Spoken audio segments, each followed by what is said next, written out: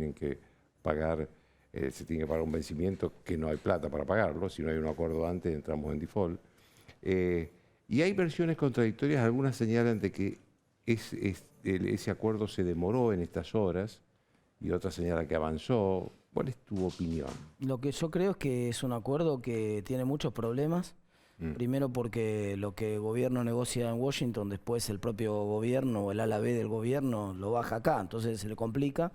Hoy trascendió a la tarde de un medio de comunicación muy allegado al gobierno, sobre todo al kirchnerismo, que aparentemente el acuerdo estaba, inclusive que habían accedido a la letra chica del acuerdo y se comentaban algunos de los párrafos del acuerdo, o sea que ojalá que efectivamente así sea, pero por lo que pude leer en esa noticia, esta letra chica incluiría cambios en la ley penal tributaria, eufemismo, digamos, que en realidad quieren decir endurecimiento más del cepo, ¿no? Como la economía va a tener problemas. Bueno, mientras estamos charlando, están prácticamente Putin reconociendo la independencia de los estados separatistas en Ucrania, con lo cual el precio del gas va a subir seguramente si escala el conflicto, y Argentina está teniendo mucha necesidad de importar energía, particularmente de importar gas.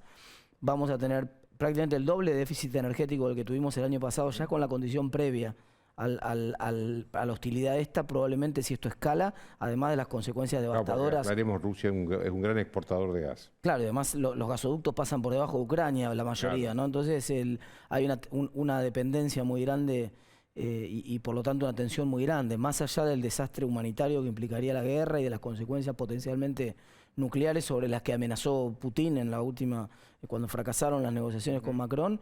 La verdad que el riesgo de que escale el precio del gas internacionalmente es un riesgo palpable, claro, que nos impacta de lleno en la Argentina y que implica menos dólares y por lo tanto más restricciones del gobierno en términos de cepo, ¿no? Ahora, esa sería la consecuencia más directa, pero ¿podría haber otras consecuencias en el sentido de una economía mundial que se complique?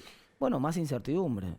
Usted sabe que en un contexto de incertidumbre, en general los capitales se van de los países en desarrollo, buscan refugio en los países centrales, en general los precios de los commodities se deprimen.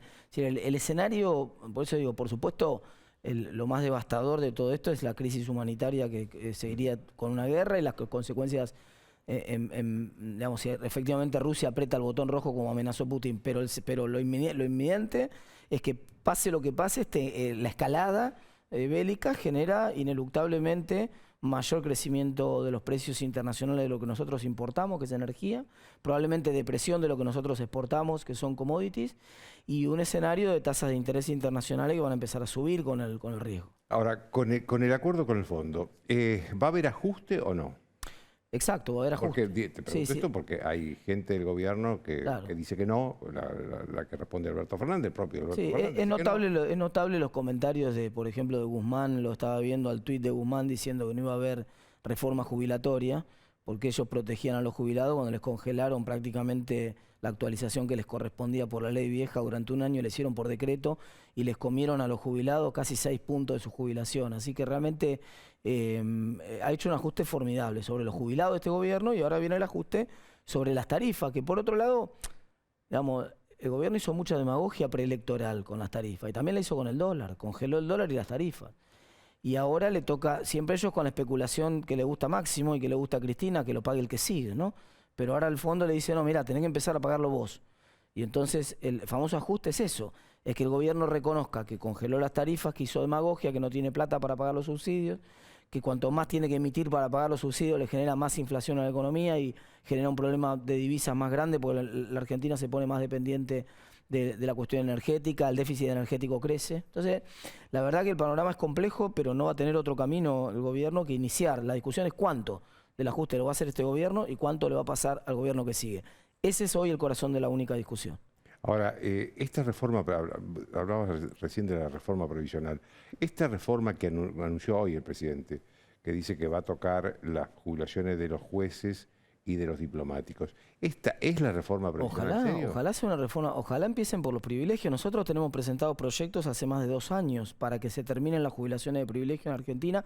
Fue uno de nuestros puntos de campaña. Hay, mira, Joaquín, 0,7 puntos del producto que se explica por las jubilaciones de privilegio. Entonces, por supuesto que no tiene que haber nunca tiene que haber privilegio, pero máximo en una condición de emergencia como la que tiene Argentina ahora, no hay lugar para ningún privilegio. Mm.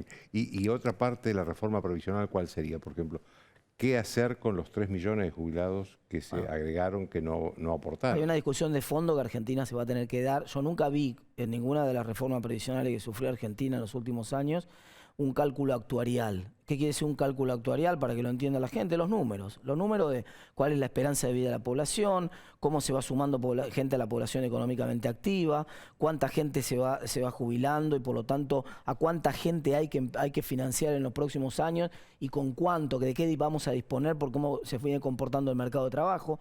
Y esos números son muy preocupantes en Argentina porque Argentina tiene hoy menos empleo privado registrado que el que tenía hace 10 años atrás, pero muchos más jubilados cobrando. Entonces esto es como si vos me invitás a tu casa y yo sin decirte nada caigo con más amigos. Claro. La comida es la misma.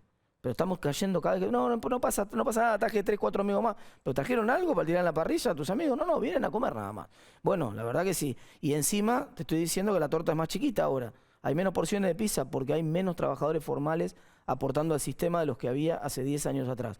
Entonces no resiste más. El sistema jubilatorio argentino, el nivel de demagogia que tuvo en los últimos años y de injusticia, porque la gente que aporta de manera sistemática todos los años y se encuentra cobrando lo mismo que alguien que por supuesto, no está mal que haya algún tipo de asistencia de carácter general, porque eso existe en todos los sistemas, pero incluso cuando fuera del ANSES ese subsidio, no puede darse la situación de que alguien que aportó toda su vida cobre lo mismo que alguien que no lo hizo. Entonces, esto está mal. Hay que corregirlo y además están las discusiones de fondo. A medida que aumenta la expectativa de vida de la población, y en el mundo encima está reduciéndose la cantidad de trabajadores, porque después de la pandemia mucha gente decidió no volver a trabajar. Entonces, y no es que no consiguió por el desempleo, decidió no volver a trabajar. El principal problema están presentando Estados Unidos y Europa ahora. En ese escenario se complican mucho las finanzas de los sistemas previsionales y por ahí puede requerir revisiones de la edad de jubilación, por ejemplo. Entonces esos son debates profundos que está teniendo todo el mundo, no hay que tenerle miedo a esos debates y el gobierno, probablemente Alberto Fernández, haya estado pensando en alguna de estas cosas cuando sugirió el tema de hacer algún tipo de reforma previsional. ¿Hay diferencias en Juntos por el Cambio sobre cómo votar el acuerdo que va a llegar al gobierno? Supongo que va a llegar una... Lo que pasa es que, Joaquín, esto como si yo te hago una propuesta a vos y le hago una propuesta, te voy a hacer una propuesta a vos y a toda tu familia. Y te pregunto si hay diferencias en cómo me van a responder ustedes. Lo primero que me vas a decir vos es, ¿pero cuál va a ser la propuesta? En tanto y cuando no hay una letra fina de la propuesta, obviamente que las diferencias son muchas, porque ¿qué va a venir? ¿Va a venir aumento de impuestos en la propuesta? ¿Va a venir como acaba de sugerir el artículo que se filtró hoy de este medio periodístico que te comentaba, un endurecimiento del cepo en Argentina? Pues son cosas que nosotros no vamos a poder votar, no vamos a votar. Ahora, ¿va a venir por otro lado un razonamiento del gobierno de decir todo lo que nosotros atrasamos las tarifas para ganar las elecciones, que igual no nos alcanzó? Con toda esa platita no nos alcanzó. Todo lo que atrasamos las tarifas para ganar las elecciones, ¿nosotros vamos a ser los responsables también de corregirlo ahora? ¿O no? ¿O va a venir una letra chica que va a decir, no, corríjanlo ustedes cuando sigan? Porque también es difícil votar eso. Ahora, si es el mismo acuerdo que trascendió con el ministro Guzmán en la conferencia de prensa, cuando lo anunció y tiene en cuenta la cuestión tarifaria, que el propio organismo lo dijo con su comunicado, fue muy claro que el acuerdo incluía correcciones tarifarias. Bueno, la verdad que si ese es un acuerdo razonable, nosotros podríamos desde acompañar el acuerdo si el gobierno corrigiera las tarifas ahora y se hiciera cargo de su problema, o podríamos simplemente abstenernos, darle el quórum que necesita el gobierno para no votar en contra. Tenga en cuenta, Joaquín, algo que no se dice cuando se pregunta a la oposición. Nosotros hoy, con la fractura del bloque oficialista, con el desplante de Máximo Kirchner a su gobierno, nosotros hoy tenemos los votos para hacer caer el acuerdo. Nosotros, si la oposición realmente quisiera, puede voltear el acuerdo en el Congreso, tiene los votos suficientes para voltearlo. Si no lo voltea... Bueno, si el kirchnerismo se abstiene, por supuesto. Pero el kirchnerismo se acaba de anunciar que no lo va a acompañar. Entonces, buena parte del kirchnerismo anunció que no lo va a acompañar. La discusión hoy en el Congreso es si el presidente tiene 70 u 80 diputados a favor. Entonces, en ese contexto, nosotros, por supuesto, no estamos en esa posición de decir, bueno, vamos a bajarle el acuerdo. No, nosotros queremos que el gobierno consiga un acuerdo, porque lo último que queremos es que la Argentina entre en default y se le complique el financiamiento a los exportadores, y acto seguido se dispare el dólar y después le pega a la gente porque la inflación se vaya a las nubes, más de lo que está, ¿no? Porque mucha gente me dice, ¿puede subir más? Claro que puede subir más. Entonces, vamos a ser muy responsables. pero tampoco ser muy responsable quiere decir votar cualquier irresponsabilidad que proponga el gobierno. Ahora, pero hay dentro de Juntos por el Cambio algunos que están más predispuestos a votar o a abstenerse ayudando al gobierno que otros. Uno sospecha que la gente que tiene alguna responsabilidad de gestión más directa en las provincias probablemente está más cerca de acompañar al gobierno, y que la gente que tiene una posición más cercana o acaba de recibir un compromiso de parte de los votantes más directo de controlar al kirchnerismo y de ponerle límites al kirchnerismo, por ahí está más cerca de votarlo en contra. Pero insisto, Joaquín, hay mucha especulación. Lo primero que se escucha en todos los chats de los diputados Juntos por el Cambio, lo mismo lo de los senadores, por lo que me comentan los senadores, es esencialmente no sabemos hasta que no aparezca la letra del acuerdo. Entonces uno puede estar más tendiente a acompañar bajo una circunstancia, otro más a abstenerse bajo otra circunstancia, pero son todos terrenos especulativos. Ahora, ¿vas a ser candidato a gobernador en la provincia de Buenos Aires? Mirá, la verdad que en este momento de la Argentina pensar en candidaturas es una locura. Salió ¿no? tu nombre. No, yo estuve este fin de semana en Mendoza, voy a estar el fin de semana que viene en Misiones y por supuesto voy a estar también recorriendo la provincia de Buenos Aires porque estoy trabajando para que mi partido se haga más fuerte y para que Juntos por el Cambio pueda ser una opción ganadora en el año 2023. De ahí me parece que es totalmente extemporáneo, no solamente en el tiempo, sino por lo que le está pasando ahora a la Argentina. Tenemos una provincia incendiada, hoy festejaba que llovía la provincia. Sí, iba a preguntar de eso. ¿Cuál es tu opinión sobre ese gobernador radical, gobernador Valdés de Corrientes, que de pronto le pide ayuda al gobierno se pelea, le dice que no sabe, que ya le mandó, que no le va a mandar, el presidente después dice las cosas que le mandó como si le hubiera hecho un favor?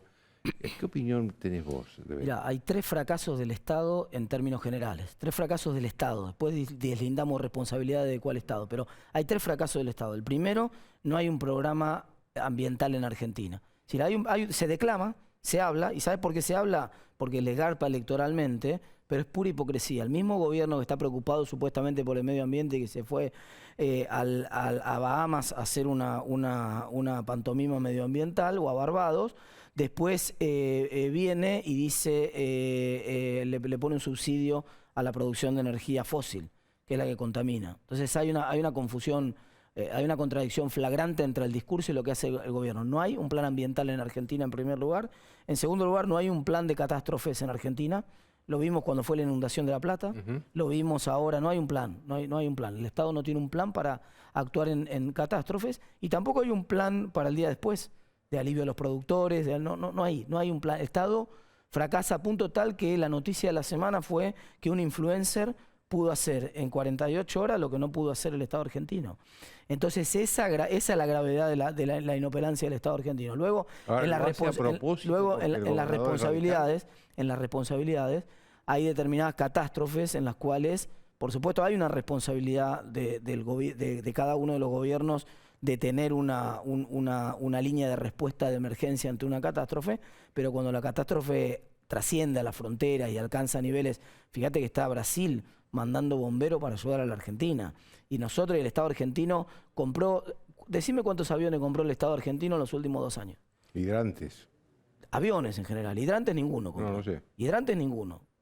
Financió como 260 aviones en los últimos 2 años. ¿Para líneas argentinas? No para líneas argentinas. Jets privados, para gente que tiene plata y le dan dólares de los que te niegan a vos y a mí, de 100 subsidiados para que se compren un avión. Eso sí había. Pero aviones hidrantes no hay en Argentina. Los directivos que están en el Ministerio de Ambiente, encargados del área de fuego, por supuesto el Ministro de Ambiente no tiene la más mínima formación de temas ambientales. Entonces, en realidad no sé cuál es la formación que tiene, en qué temas, pero ciertamente no en temas ambientales. La gente que está en la dirección de control de incendios y de fuego tampoco tiene los principales directivos que están en esa función tampoco evidentemente tienen ninguna formación al respecto. Entonces, esto es improvisación.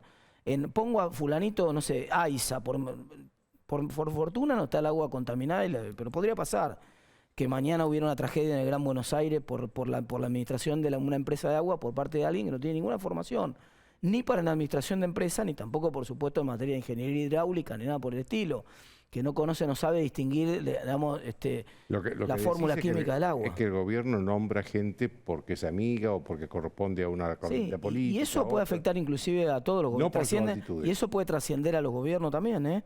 Porque si en términos ambientales tampoco me consta por ahí la formación que tenía el ministro anterior.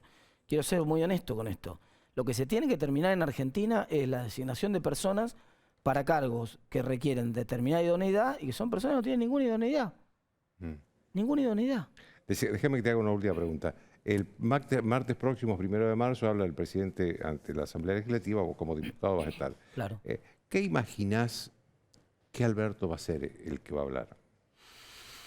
¿O cuál es el que vos te gustaría que hable? A mí me gustaría que hable un Alberto que plantee los problemas que tiene la Argentina para los próximos 2 años que le quedan de gobierno, que plantee con sinceridad el problema fiscal, que es cierto que fue agravado por la pandemia, pero que sobre el cual el gobierno tiene una responsabilidad porque fue displicente respecto al manejo de displicente, en realidad fue demagógico con las tarifas para ganar las elecciones y causó buena parte del problema que tenemos.